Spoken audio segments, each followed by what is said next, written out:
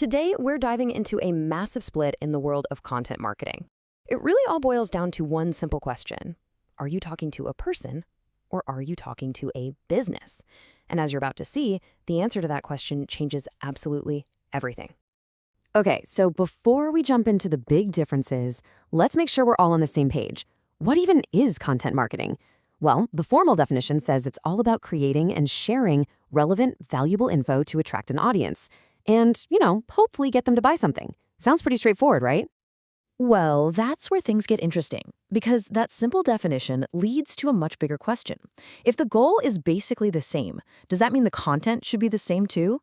And the answer, as we're going to see, is a huge nope. But before we get into the how, let's talk for a second about the why. Why is this conversation so important? Because, let's be real, content is still one of the most powerful, if not the most powerful tools any business has in its arsenal. The power of content really boils down to three big things, no matter who you are. First, it makes you look like an expert, a real thought leader in your space. Second, really great content builds trust, and that creates loyal customers who keep coming back. And third, on a practical level, quality content is absolute gold for SEO. It tells Google you know your stuff, which helps you rank higher.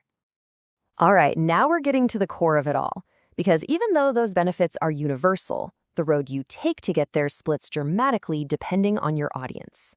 Marketing to a business, what we call B2B, and marketing directly to a consumer, or B2C, are two totally different ballgames. And wow, this chart just lays it out so clearly, doesn't it? Look at the difference.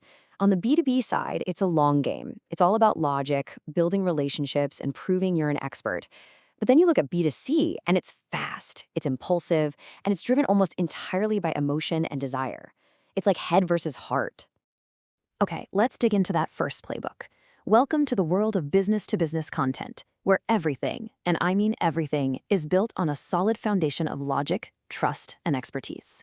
So here is the single most important thing to get about B2B. You're selling your expertise first and your product second. The person buying isn't just looking for a tool, they're looking for a partner. They need to trust that you understand their unique problems inside and out.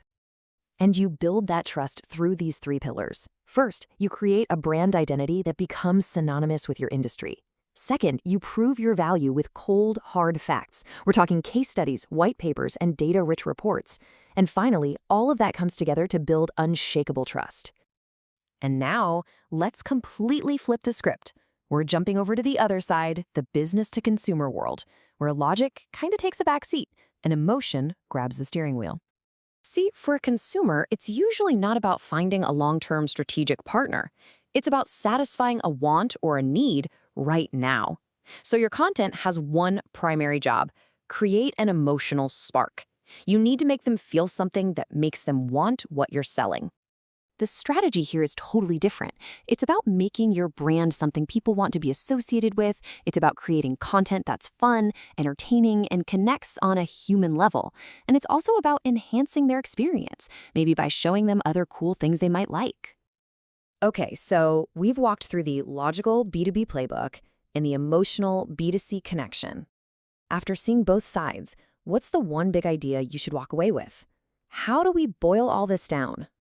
This quote from the source material just says it all perfectly. B2B is about proving your expertise. It's about knowledge. B2C is about selling an emotional connection. It's about desire. One is a conversation with the brain. The other is a conversation with the heart. And that leaves us with a really fascinating question to chew on. Think about all the new tech coming out, like hyper-realistic AI voice and video. As these tools get more and more sophisticated, is that line between logic and emotion going to start to get blurry? Or will they just become even more powerful weapons for marketers to target the head and the heart separately?